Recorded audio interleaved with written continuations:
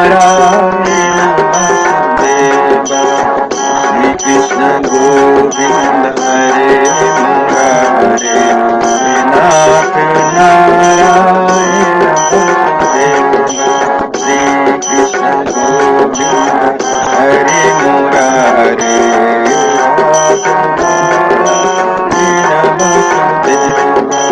एकमात्र स्वामी सखा हमारे एकमात्र स्वामी सखा हमारे हे नाथ नारायण वासुदेवा श्री कृष्ण गोविंद हरे हरे नाथ नारायण वासुदेवा एकमात्र स्वामी सखा हमारे एकमात्र स्वामी सखा हमारे हे नाथ नारायण वासुदेवा श्री कृष्ण गोविंद हरे मुरारे हे नाथ नारायण वासुदेवा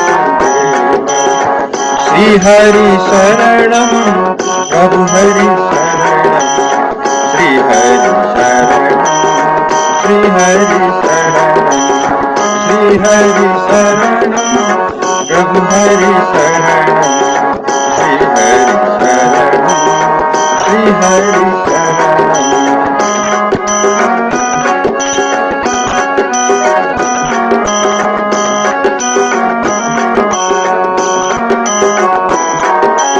श्री हरि शरणम प्रभु हरि शरणम श्री हरि शरणम श्री हरि शरणम।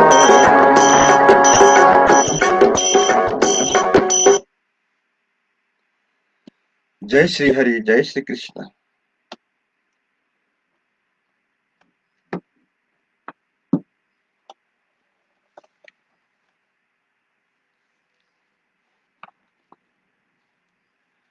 आज मैं श्री हरिवंश पुराण को 179 दिन में छू। आज मैं द्वितीय अध्याय प्रारंभ करने जा रहा हूं। इसमें आज हम राजा जन्मेजय का अश्वमेध यज्ञ करने का विचार, व्यास जी का आगमन और राजा द्वारा उनका सत्कार, अपने पांडवों को राजसूय यज्ञ करने से क्यों नहीं रोका, यज्ञ जन्मेजय का प्रश्न और उसके उत्तर में व्यास जी द्वारा काल की प्रबलता का प्रतिपादन। शौनक ने पूछा, सुतनंदन, पूर्व काल में व्यास जी के बुद्धिमान शिष्य वैशंपायन जी ने जैसे वर्णन किया था, उनके अनुसार अपने यह हरिवंश और इसके सारे पर्व कह सुनाए। अपने यह हरिवंश और इसके सारे पर्व कह सुनाए। आपके सुख से आपके मुख से कहा जाता हुआ यह अनुपम ग्रंथ, जो इतिहास से युक्त और समस्त पापों का नाश करने वाला है, हम लोगों को अमृत की समान तृप्ति प्रदान करता है।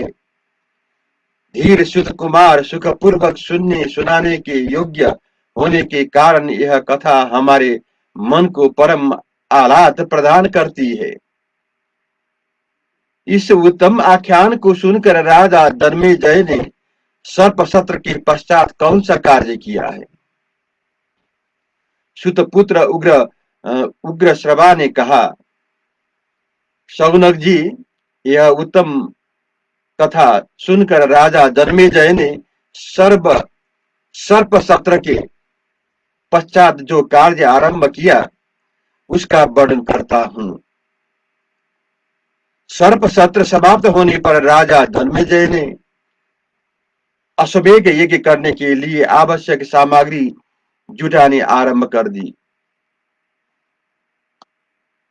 फिर उन्होंने ऋत्विक, पुरोहित और आचार्य को बुलाकर इस प्रकार कहा, मैं अश्वमेध यज्ञ करूंगा,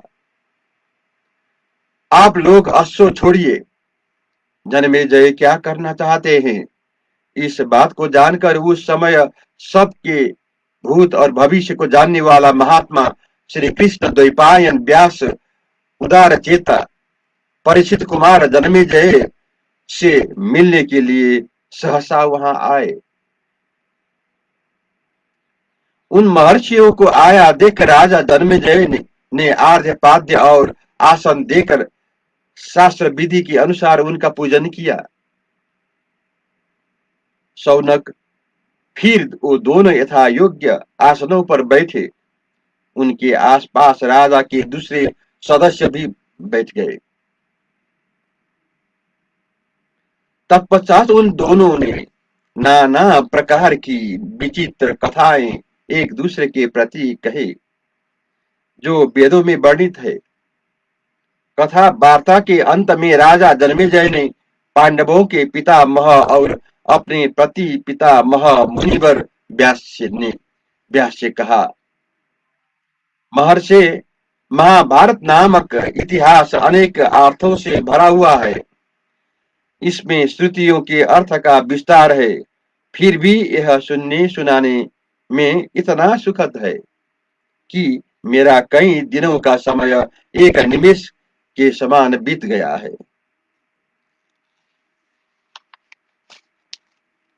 ब्राह्मण, यह इतिहास सबके लिए ऐश्वर्य का विस्तार करने वाला और इसकर है।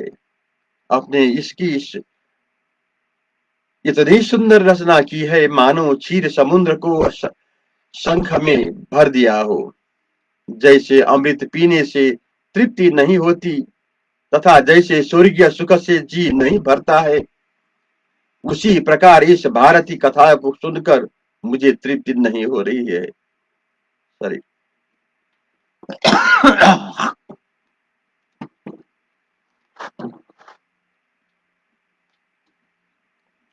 सॉरी भगवान, आप सर्वज्ञ है, मैं आपकी अनुभूति लेकर कुछ पूछ रहा हूं। मुझे ऐसा मालूम होता है कि राजसूय यज्ञ की कौरवों के विनाश का कारण हुआ है। महाभारत युद्ध में जिस प्रकार दुस्सह अजय राजाओं का विनाश हुआ है, उसे देखते हुए मैं यही मानता हूं। राजसूय की कल्पना युद्ध के लिए हुई है। सुना जाता है कि पूर्व काल में सोम ने राजसूय यज्ञ का अनुष्ठान किया था। उनके उस यज्ञ के अंत में तारकामय नामक महान युद्ध हुआ था। तदंतर वरुण ने यह यज्ञ किया। उनके उस महायज्ञ के अंत में देवताओं और असुरों के बीच बड़ा भारी संग्राम हुआ जो संपूर्ण भूतों का विनाश करने वाला था। इसके बाद राजश्री हरिश्चंद्र ने इस यज्ञ का अनुष्ठान किया। उनके यज्ञ के अंत में आड़ी बक नामक महान युद्ध हुआ जो क्षत्रियों का विनाश करने वाला था। उसके बाद श्रेष्ठ पांडु पुत्र राजा युधिष्ठिर ने उस अत्यंत दुस्तर और अग्नि के समान भयंकर यज्ञ का आयोजन किया जिसका आरंभ महाभारत युद्ध को उपस्थित करने में कारण हुआ। अतः इस लोक विनाशकारी युद्ध का जो मूल कारण था, उस राजसूय नामक महायज्ञ का अनुष्ठान आपने क्यों नहीं रोक दिया था? राजसूय यज्ञ को सर्वांग पूर्ण रूप से संपन्न करना असंभव है, क्योंकि उस यज्ञ के अंगभूत साधन दुर्लभ है। यदि यज्ञ का सम्यक रूप से संपादन न होने के कारण उसमें वैगुण्य आ गया तो प्रजाजनों का नाश अवश्य संभावी है। आप भी हमारे समस्त पूर्वजों के पितामह है। आपको भूत और भविष्य का काल का ज्ञान है। आप हमारे कुल के रक्षक और हमारे पूर्वजों का जन्मदाता है। आप जैसे नेता के रहते हुए बुद्धिमान पांडव नीति मार्ग से भ्रष्ट कैसे हो गया है? क्योंकि जो मनुष्य अनाथ है और जिसके नेता अच्छे नहीं है, वे ही अपराध कर बैठते हैं। पांडवों का तो आप जैसा श्रेष्ठ नेता मिला था, और वे आपको पाकर असमर्थ थे, तो भी उनसे यह भूल क्यों हुई? व्यास जी बोले, जन्मेजय, तुम्हारे पूर्व पितामह पांडव काल की प्रेरणा से विपरीत अवस्था को प्राप्त हो गए थे। वे मुझसे भविष्य नहीं पूछते थे, और मैं बिना पूछे किसी को कोई बात बताता नहीं हूँ। भविष्य को पलट देने की शक्ति मैं किसी से नहीं देखता हूँ, क्योंकि काल ने जिस गति का विद्यमान किया है, उसका परिहार असंभव है। तुमने इस विषय को मुझसे पूछा है, इसलिए मैं तुम्हारे लिए आने वाले भविष्य का वर्णन करूंगा।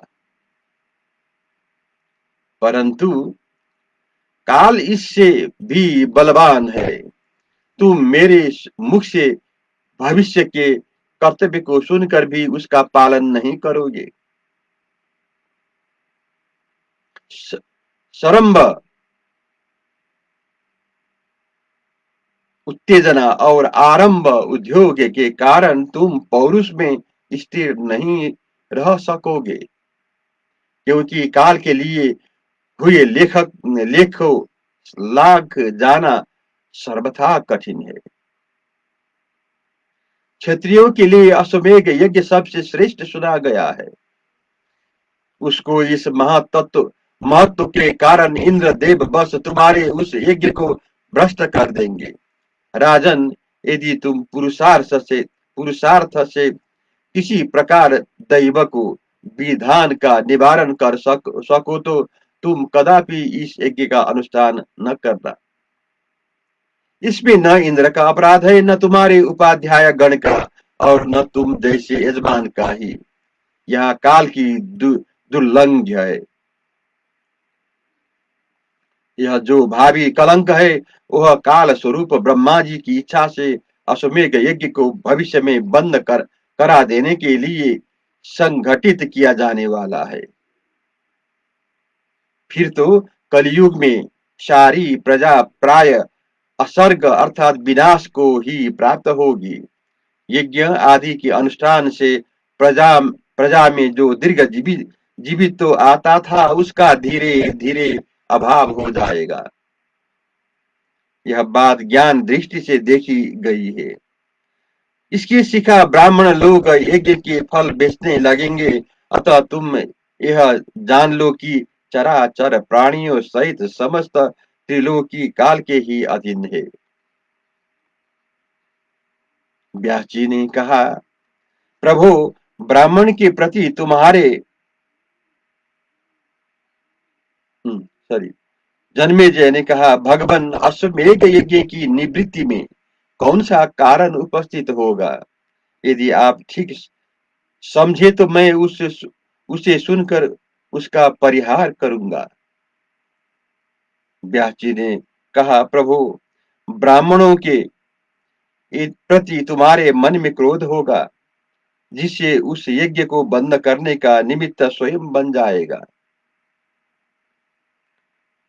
तुम इसके परिहार के लिए प्रयत्न करना, यही मुझे कहना है। तुम्हारा कल्याण हो। शत्रुओं को संताप देने वाले नरेश, तुम्हारे द्वारा किए गए अश्वमेध यज्ञ को जब तक यह पृथ्वी रहेगी, तब तक भावी पीढ़ी के क्षत्रिय नहीं करेंगे।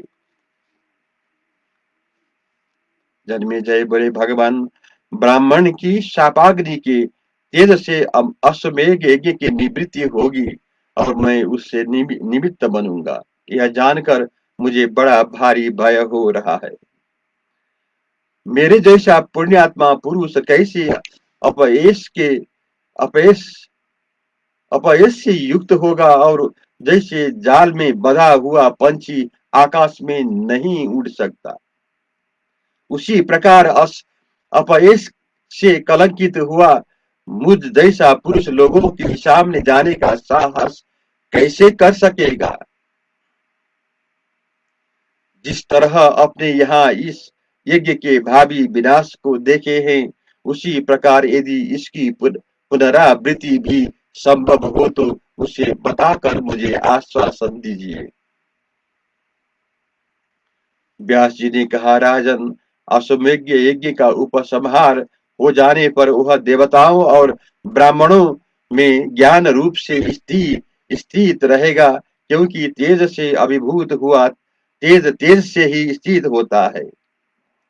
भूमि को खोदने से कोई सेनानी नामक कश्यप वंशी ब्राह्मण प्रकट होगा, जो कलयुग में पूर्ण अश्वमेध यज्ञ का अनुष्ठान करेगा। राजेंद्र, उस यज्ञ के अंत में उसी कुल में उत्पन्न हुआ दूसरा पुरुष राजसूय यज्ञ का भी अनुष्ठान करेगा। ठीक उसी तरह जैसे प्रलय काल श्वेत ग्रह उत्पात ग्रह की सृष्टि करता है, यज्ञ करने वाले मनुष्य को श्रद्धादि रूप बल के अनुसार ही वह फल यज्ञ फल देगा। फिर ऋषियों द्वारा सुरक्षित युगांतर के द्वार पर लोग विचरण करेगा। तभी से मनुष्य की इंद्रिया पुरातन कृत्यों शिष्टाचारों का परित्याग कर देंगे। जगत के भीतर लोगों को वार्तावों में पहले जैसा वृतांत आचार विचार सर्वथा नहीं रहेगा। उस समय सूक्ष्म धर्म भी महान फल देने वाला होगा, परंतु अधिक विघ्नों के कारण उस धर्म को पूरा करना कठिन होगा। उस धर्म का मूल दान होगा। उन चारों आश्रमों के शिथिल हो जाने से धर्म भी अपने स्वरूप से विचलित हो जाएगा। जन्मेजय, उस युगांत अर्थात कलयुग में मनुष्य थोड़ी भी तपस्या से भी सिद्धि प्राप्त कर लेंगे। उस समय कुछ धन्य पुरुष ही धर्म का आचरण करेगा। जय श्री हरि। जय श्री कृष्ण।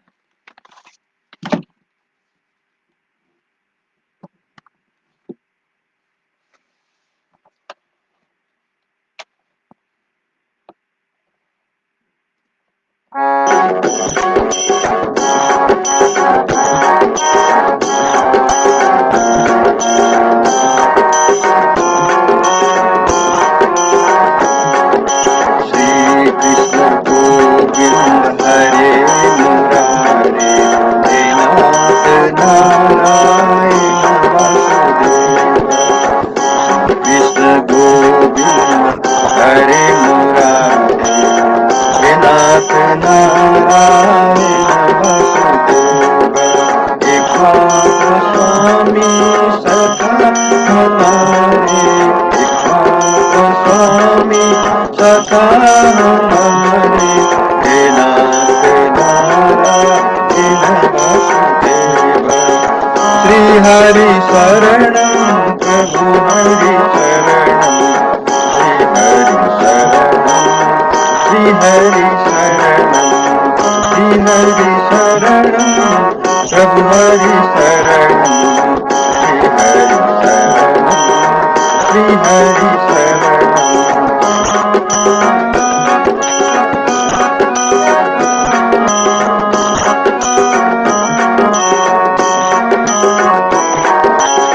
श्री हरि शरणं प्रभु हरि शरणं, श्री हरि शरणं प्रभु हरि शरणं।